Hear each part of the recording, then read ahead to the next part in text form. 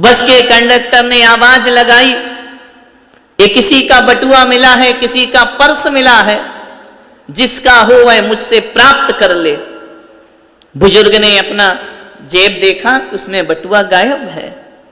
उसने कहा कि कंडक्टर साहब, हो सकता है कि ये पर्स मेरा हो, मुझे वापस लौटा दो। बस में बैठे सारे यात्री तो मौन थे, उनका नहीं था। कंडक्टर ने कहा कि देखो तुम्हारा है। तो उस बुजुर्ग ने कहा मुझे दिखा दो, ये बटुआ मेरा है। तो उसने पूछा दिखा दूंगा, चिंता मत करो, लेकिन दादाजी जरा ये तो बताओ, ये बटुआ तुम्हारा है, इसकी प्रमाणिकता क्या है? ये बताओ कि इस बटुए के अंदर क्या रखा हुआ है, तो हम मानेंगे कि ये बटुआ तुम्हारा है, ये पर्स तुम्हारा है। वरना झूठ बोल करके किसी दूसरे की संपदा को हम अर्जित नहीं कर सकते हैं। बूढ़े की आंख में आंसू आ गए। उसने कहा कि देखो मेरे इस बटुए में, मेरे इस पर्स में भगवान महावीर की एक फोटो रखी हुई है। उसने कहा, कंडक्टर ने, भगवान महावीर की फोटो तो कोई भी रख सकता है, इससे कैसे साबित होगा? कई जैन बैठे होंगे, उनके पर्स में भी भगवान महावीर की फोटो होगी, कैसे साबित करोगे कि ये तुम्हारा ही है? अब साबित कैसे करे भाई? उसने कहा उसे 500 का नोट है। बोले सबके में होता है, अब कैसे साबित करे कि ये पर्स मेरा है? उसके पास कोई चीज नहीं थी। उसने कहा कि कंडक्टर साहब, देना हो तो दो, नहीं देना तो कोई बात नहीं है। आदमी आखिरी में हार जाता है। कंडक्टर ने कहा लेकिन फिर भी कुछ तो बताओ। बोले देखो, ये पर्स मेरा आज का नहीं है, ये पर्स मेरी जवानी का है। जब मैं जवान था, जब मैं कभी कॉलेज में पढ़ता था, कभी मैं शिक्षा प्राप्त करता था, तब मेरे पिता ने मुझे ये पर्स दिया था। और जब उन्होंने ये पर्स दिया तो पर्स के साथ साथ मेरे पिता ने मुझे भगवान महावीर की ये तस्वीर दी थी। वो फोटो आज भी मेरे पर्स में मौजूद है। तुम्हें मालूम है, उस समय भी बिल्कुल नास्तिक था, भगवान को मानता नहीं था, लेकिन पिता की जोर जबरदस्ती थी, मुझे पर्स में भगवान का फोटो रखना पड़ा। लेकिन मैं अपने पिता को बहुत प्यार करता था, अपने माता पिता का बहुत सम्मान करता था। एक दिन मेरे मन में आया कि माता पिता भी तो भगवान ही हुआ करते हैं, वह भी तो ईश्वर के समान होते हैं। मालूम है, पिता कितना भी दुर्जन हो, पिता कितना भी दुष्टता से परिपूर्ण हो, पिता कितना भी गलत रास्तों पर चलता हो, तो भी पुत्र का फर्ज होता है अपने पिता का सम्मान करे, उसे भगवान जैसा पूजा करे। मालूम है क्यों? क्योंकि एक पिता ही दुनिया में ऐसा होता है जो हमें प्राण दिया करता है, हमें संसार में लेकर आया करता है। उसका सम्मान भगवान से, माता पिता का सम्मान भगवान से बढ़कर होना चाहिए। मैंने अपने पिता को देखा, अपनी मां को देखा, मैंने कहा कि ये भी तो भगवान है। तो मालूम है मैंने क्या किया? अपने भगवान महावीर की फोटो के ऊपर उस पर्स में माता पिता की तस्वीर लगा दी कि ये ही मेरे लिए भगवान है। फिर उससे क्या हुआ? बोले फिर मेरे पिता ने मुझे पढ़ाया, स्कूल में भेजा, कॉलेज में भेजा।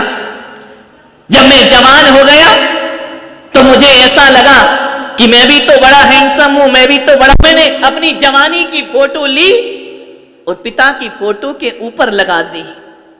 पहले भगवान महावीर, फिर माता पिता, फिर खुद की तस्वीर लगा दी। मेरा धीरे धीरे पढ़ते पढ़ते पढ़ते पढ़ते एक लड़की से संपर्क हो गया, उससे मेरा प्यार हो गया, उससे मेरा लगाव हो गया।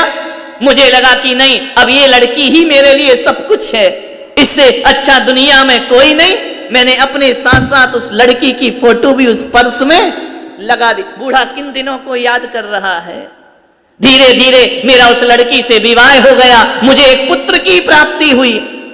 उस समय ऐसा लगा कि नहीं, बेटे से अच्छा दुनिया में कोई और नहीं हुआ करता है। दुनिया की सारी संपदाएं एक तरफ, दुनिया की सारी खूबसूरती एक तरफ, संतान का सुख एक तरफ हुआ करता है। मैंने अपने पति पत्नी की फोटो के ऊपर अपने लड़के की फोटो लगा दी। फिर क्या हुआ? एक दिन ऐसा हुआ, मेरे पिता की मृत्यु हो गई। कुछ दिन बाद मेरी मां की मृत्यु हो गई। और एक लंबी बीमारी से मेरी पत्नी का भी देहांत हो गया। बटुआ इतना भर गया तस्वीरों से कि अब उसमें जगह नहीं बची। अब कैसे फोटो पर फोटो लगाए। मैंने एक दिन सोचा तो अपने महावीर भगवान की फोटो निकाली और एक संदूक में रख दी। माता पिता की फोटो निकाली, संदूक में डाल दी। मैंने धीरे धीरे सब फोटोआं निकाल दी। बचा मेरे पास एक पुत्र, उसे मैं बहुत प्यार करता था। बड़े नाजों से मैंने पाला, बड़े प्रेम से उसे पाला, उसके सब नखरे उठाए, पढ़ लिख करके बड़ा हो गया, शादी कर ली। एक दिन उसने फ्लैट ले लिया और मुझसे अलग जाकर के रहने लगा। जब मैं अलग जाकर रहने लगा, उस दिन मुझे जीवन में इतना दुख हुआ कि शायद मेरे माता पिता की मृत्यु पर भी मुझे इतना दुख नहीं हुआ होगा। पत्नी की मृत्यु पर इतना दुख नहीं हुआ जितना बेटा छोड़ करके गया तब मुझे दुख हुआ। आज उस बेटे का भी बेटा है, साल में एक बार मेरे से बात करता है, साल में एक बार कभी कभार मिला करता है। आज मैं घर में अकेला रहता हूं, मेरे पास कुछ नहीं है। थोड़ा बहुत मेरी सर्विस थी, उसकी पेंशन आती है, मेरा जीवन कटता है। लेकिन घर की चार दीवार में मैं बिल्कुल एकाकी जीवन जीता हूं, अकेला जीवन जीता हूं। कंडक्टर की आंख भर रही थी सुन सुन करके। उसने कहा कि मैंने एक दिन सोचा और एक दिन मैं पुरानी संदूक खोल दी, पुरानी पेटी खोल दी। वहां मुझे कोई नजर नहीं आया, मुझे वहां भगवान महावीर की निकाली हुई तस्वीर नजर आती है। और जब मैंने देखा कि यह तस्वीर उस जवानी के, इस जिंदगी के बुढ़ापे के इस दौर में कितने रिश्तों को जीते मरते मैंने देखा है, कितने रिश्तों को बनते बिगड़ते मैंने देखा है, कितने व्यवहार को अच्छा बुरा होते मैंने देखा है, कितने अपनों को दूर होते देखा है और परायों को अपना बनते हुए देखा। ये जवानी के दौर में बुढ़ापे तक के इस पायदान में मैंने सब कुछ देख लिया। लेकिन जैसे ही भगवान महावीर पर दृष्टि डाल दी तो मैंने देखा पिता चले गए दुनिया से, माता चली गई दुनिया से, पत्नी चली गई दुनिया से, पुत्र होकर भी ना होने के समान है। उस दिन मुझे लगा कि घटती बढ़ती उठती चलती फिरती तरंगों में, इस समुद्र की उतार चढ़ाव भरी लहरों में, इस जीवन के अपने मिलने और बिछड़ने के दौर पर सब मिले और बिछड़ गए। केवल एक ही चीज मेरे साथ पहले भी थी, वो आज भी है, मेरे भगवान महावीर की तस्वीर। उसमें कोई परिवर्तन नहीं आया। ईश्वर ने मेरा साथ नहीं छोड़ा। जैसा शुरुआत में मैंने ईश्वर का दामन बिना इच्छा के थामा था पिता की आज्ञा से, आज मुझे लगा कि मेरे पिता मरने के बाद भी मुझे धन दौलत दे गए या ना दे गए, भगवान महावीर के नाम की दौलत मुझे दे करके गए हैं। और आज मुझे लगता है कि जीवन में कोई सच्चा और अच्छा साथी कोई है तो मेरा परमात्मा मेरा साथी है, मेरा भगवान मेरा साथी है। अब मैं यही सोचता हूं कि अब जो शेष सांसें बची हैं वो ना बेटे के लिए, ना माँ बाप के लिए, ना बच्चों के लिए, मेरी जितनी भी सांसें बची हैं वो मेरे परमात्मा के लिए होना चाहिए, मेरे धर्म के लिए होना चाहिए, मेरे भगवान के लिए होना चाहिए। इसलिए कंडक्टर साहब, मैं आपसे निवेदन करता हूं कि उसमें रखा हुआ 500 का नोट नहीं देना तो आप मत दो, अपने पास रख लो। यदि आपको मेरा पर्स नहीं लौटाना है तो मत लौटाओ। लेकिन एक निवेदन करूंगा, मेरे बचपन में जो महावीर की फोटो मिली थी वो फोटो मुझे वापस कर दो, वही मेरी दुनिया की सबसे बड़ी दौलत है। छल छल आंसू बहे उस कंडक्टर के और उसने कहा कि अब मुझे विश्वास हो गया कि ये बटुआ किसी और का नहीं दादाजी, ये बटुआ तुम्हारे जैसे आस्थावान लोगों का होना चाहिए, ईश्वर को भजने वालों का होना चाहिए, ईश्वर के गुण गाने वालों का होना चाहिए। और उसने वह पर्स दादाजी के हाथ में रख दिया। दादाजी का हृदय भर आया और उन्हें लगा कि सचमुच सही कहते थे मेरे पिता कि दुनिया में सच्चा साथी यदि कोई है तो अपना भगवान ही अपना सच्चा साथी हुआ। कभी उस भगवान ने साथ नहीं छोड़ा। चाहे तुम मंदिर आओ तो भी भगवान तुम्हारे साथ है, नहीं आओ तो भी भगवान तुम्हारे साथ है, पूजो तो भगवान तुम्हारे साथ, ना पूजो तो भगवान तुम्हारे साथ। लेकिन हम भक्तों का इतना फर्ज और दायित्व और कर्तव्य बनता है, जो हर पल हमारे साथ रहता है ना, थोड़ा साथ हमें भी उसका देना चाहिए, उसके बीच बैठकर भगवान का गुणगान करना चाहिए। आज सारी दुनिया में सोशल वर्क चल रहा है। लोग कहते हैं कि रक्तदान बहुत बड़ा दान है, बहुत बड़ा धर्म है, लेकिन आज मैं देखता हूं रक्तदान होगा, अच्छी चीज है, करना चाहिए, मेरा कोई विरोध नहीं है, लेकिन रक्तदान से भी बड़ा आज परिवार में वक्त दान की बहुत जरूरत हो गई है। लोगों के पास वक्त नहीं है। क्या मतलब है अपने खून लेकर के दूसरे के में डाल दिया, ना उसके पास चैन है ना हमारे पास चैन है। सबसे बड़ा दान कोई होता है, रक्तदान से भी बड़ा परिवार में वक्त दान की जरूरत हुआ करती है। और परिवार में वक्त दान दो या ना दो, क्योंकि तुम्हारे परिवार में तुम्हारे बच्चों के पास वक्त दान लेने का भी वक्त नहीं है और तुम्हारे पास भी देने का वक्त नहीं है। लेकिन चंद सांसें जो हमारे हृदय में चल रही हैं, ये शरीर जो हम जी रहे हैं, ध्यान रखना, इसमें किसी को वक्त दो या ना दो, अपने परमात्मा को वक्त दीजिए। और ये वक्त बेकार नहीं जाएगा, ये वक्त बर्बाद नहीं जाएगा। जन्म जन्म में कोई साथ रहे या ना रहे, जिस परमात्मा को वक्त दिया है हर जन्म में वो हमारे साथ रहा करता है। ध्यान रख, दो ही चीज ध्यान रखना जीवन में, एक सूत्र दे रहा हूं, दो चीज का बहुत ध्यान रखो। सबसे पहले अपने शरीर का ध्यान रखो। 24 घंटे कौन है हमारे साथ? रिश्तेदार, भाई बंधु, नौकर चाकर। 24 घंटे कौन है? सोते जागते उठते बैठते खाते पीते नहाते धोते आते जाते, कुछ भी करो, होश में बेहोश में, सुख में दुख में, आशा में निराशा में, कौन है हमारे साथ 24 घंटे? हमारा शरीर हमारे साथ हुआ करता है। सारे लोग बदल जाएंगे, शरीर हमारे साथ साथ रहेगा। तुम सम्राट भी बन जाओ तो शरीर तुम्हारे साथ है, और भिखारी भी बन जाओ तो भी शरीर तुम्हारे। शरीर से खिलवाड़ मत करना, शरीर को बहुत संभाल करके रखना, क्योंकि जिस दिन शरीर गड़बड़ हो गया ना, उस दिन सब रिश्ते नाते बेकार हो जाया करते हैं। और पलंग पर पड़े रहोगे, लोग चाहे अनचाहे तुम्हारे मरने का इंतजार करते रहेंगे। कौन तुम्हारे पास आएगा? कौन तुम्हारी सेवा करेगा? कौन आगे पीछे? और कर भी देगा सेवा तो शरीर की वेदना तो खुद को ही भुगतना पड़ती है। सबसे पहले शरीर का ध्यान रखो, लेकिन यह भी ध्यान रखना कि शरीर के साथ साथ कि ये शरीर तो एक दिन छूटेगा ही छूटेगा, कितना भी संभालो ये तो मिटेगा ही मिटेगा। और शरीर के बाद यदि किसी का ध्यान रखने की जरूरत है तो अपने भगवान का ध्यान रखने की बहुत जरूरत है, परमात्मा का ध्यान, उसके ध्यान में रहो। कबीर थे बहुत बड़े संत, उनके जीवन में बड़ा आनंद था। पति पत्नी साथ रहते थे, लेकिन कबीर के घर में कभी झगड़े नहीं हुआ करते थे। पड़ोस वाले हैरान हो गए, ऐसा तो कोई घर नहीं होगा जहां पति पत्नी झगड़ा नहीं करें। लड़ाई तो होती होगी बिना सिर पैर की, लेकिन लड़ाई तो होगी ना। पति पत्नी का झगड़ा कोई सीरियस झगड़ा थोड़ी होता है। एक बार क्या हुआ, पति पत्नी में झगड़ा हो गया, दोनों तलाक लेने पहुंच गए मजिस्ट्रेट के पास। मजिस्ट्रेट ने कहा भाई पति पत्नी एक बार और सोच लो, ये झगड़ा मत करो, एक हो जाओ दोनों। बोले नहीं नहीं, अब तो तलाक होगी, चाहे कुछ भी हो जाए, अब हम साथ नहीं रहेंगे। अरे तो मजिस्ट्रेट ने कहा थोड़ा और सोच लो, तलाक मत लो। बोले नहीं, तलाक दीजिए, मैं इस आदमी के साथ एक पल भी नहीं रह सकती हो।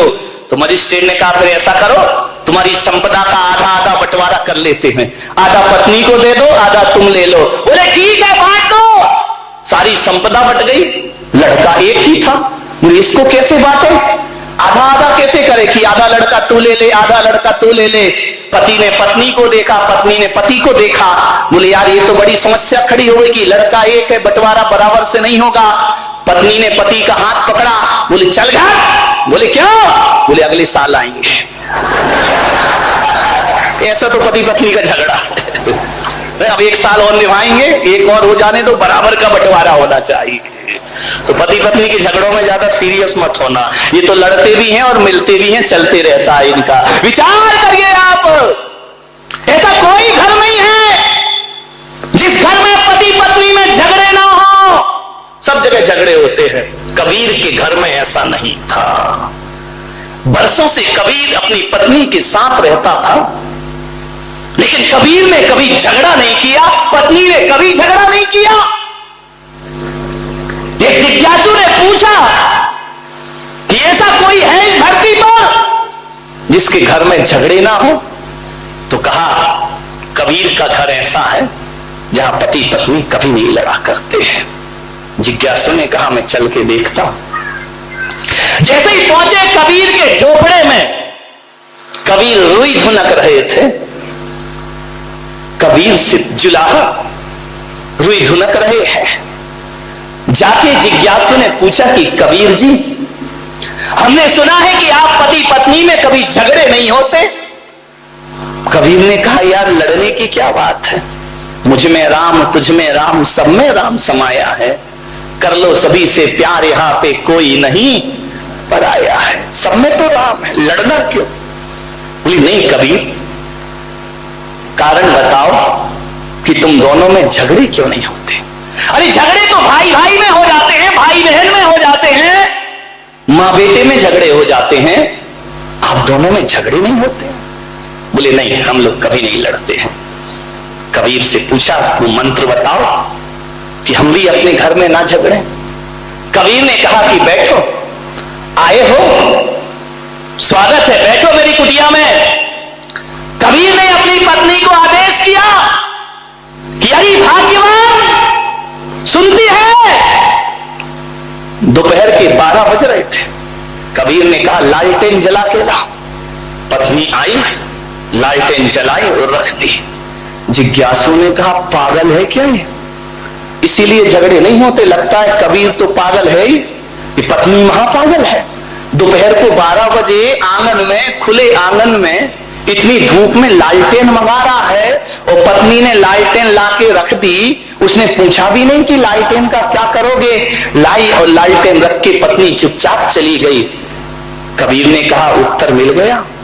अरे उत्तर, पागल लग रहे हो दोनों, पागल। कबीर ने कहा पागल ही समझो।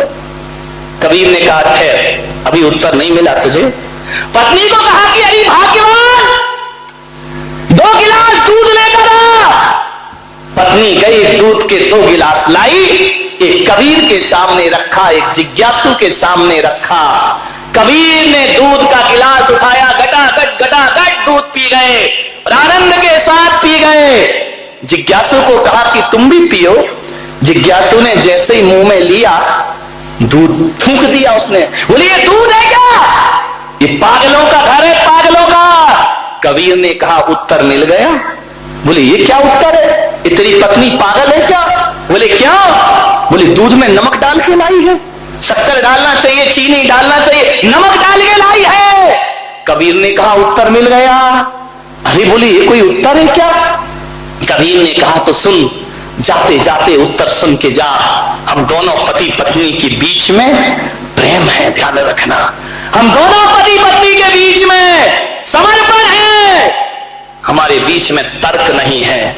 जब मैंने 12 बजे दिन में उससे लालटेन लाने को कहा तो पत्नी ने कोई प्रश्न नहीं किया, चुपचाप लालटेन रख के चली गई। जब पत्नी लालटेन लाने पे प्रश्न नहीं करती है तो धोखे से शक्कर की जगह नमक डल गया तो मैं भी उससे कोई प्रश्न नहीं किया करता हूं। और इतना ही ध्यान रख, यदि जीवन में आनंद को जीना है तो मैं भी बारामती वाले आपसे कह रहा हूं, एक कोटेशन में आपको दे रहा हूं। जहां दिन में 4 बार आपकी नजर पड़ती हो, दुकान में, ऑफिस में, घर में, मकान में, एक लाइन लिख के रखना। जहां दिन में 1000 बार देखते हो, वहां लिख के रखना, जहां समर्पण है वहां स्वर्ग है, और जहां तर्क है वहां नरक है। ध्यान रखिए, जहां समर्पण है वहां स्वर्ग है, और जहां तर्क है वहां समर्पण से बड़ा सुख जीवन में कुछ नहीं हुआ करता है। जीवन में आनंद को बटोरना है, समर्पण होना चाहिए। एक गांव के गंवारिया बाबा था। रात को 12 बजे अपनी झोपड़ी में बैठा था और अचानक चोर आ गए उसके घर में। अब जैसे ही चोर आए तो गंवारिया बाबा ने कहा कौन हो रे तुम? बोले हम चोर हैं। तो चोरों ने पूछा बाबा तुम कौन हो? बोले हम भी चोर हैं। अरे बोले चोर चोर मौसे रे, भाई बोले तू भी चोर और हम भी चोर। बोले उन चारों चोरों ने कहा कि बाबा अब तो अपनी खूब जमेगी। अरे बोले बहुत जमेगी, तू भी चोर और मैं भी चोर। तो बोले क्या करें? बोले बाबा थोड़ी सी सहायता करो। बोले क्या सहायता करें? बोले मेरे साथ वृंदावन में चोरी करने के लिए चलिए। बाबा गंवारिया बाबा ने कहा चलो यार आज चोरी करते, मजा आ गया जिंदगी का। चारों चोरों को लेकर गंवारिया बाबा वृंदावन पहुंचा।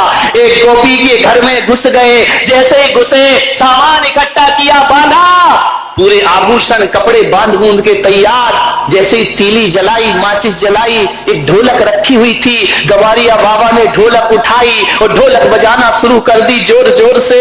अरे चोरों ने कहा तेरा सत्यानाश हो, मरवाएगा कि तू ढोलक काय को बजा रिया है? चोरी कर रहा है, जरा सीरियस है, गंभीर है। अरे वो तो अपना बजा रहा है, मैया मोरी मैं नहीं माखन। अरे उसने कहा यार ये मरवाएगा ये गंवारिया बाबा, ये जोर जोर से ढोलक बजा रहा, नाच रहा है गंवारिया बाबा जोर जोर से। आज मिल गया, आज मिल गया। अरे गांव के लोग उठ गए। 12 बजे रात को इतनी जोर से ढोलक बज रही है। चारों चोर भागे पोटली लेकर के। गांव वालों ने पकड़ा, इतना मारा चोरों को, इतना मारा कि चोरों की कमर टूट गई। लोग अंदर आए कि ढोलक कौन बजा रहा है। लोगों ने कहा गंवारिया बाबा तुम ढोलक क्यों बजा रहे हो? अरे बोले मिल गई तो बजा रहा हूं, मेरे को तो आनंद ही आनंद है जीवन में। बोले ढोलक क्यों? बोले वो 4 चोर आए थे। बोले हाँ। तो बोले तुम क्या कर रहे थे? बोले मैं भी चोरी करने आया था। और तो ढोलक काय को बजा रिया है? अरे ढोलक देख के मैंने सोचा यार हरि का भजन कर लूं, भगवान का भजन कर लो। तो बोले ढोलक बजा रहे, तुम चोरी करने क्यों आए? बोले वो 4 चोर क्या चुरा के ले गए? अरे बोले आभूषण ले गए, कपड़े ले गए। अरे गंवारिया बाबा ने कहा सत्यानाश मेरी बुद्धि का। रात को 12 बजे 4 चोर आए तो मैं समझा कि वृंदावन में चोरी को कह रहे हैं तो शायद माखन चोर आया होगा, इसलिए मैं उन चोरों में शामिल हो गया। ध्यान रखना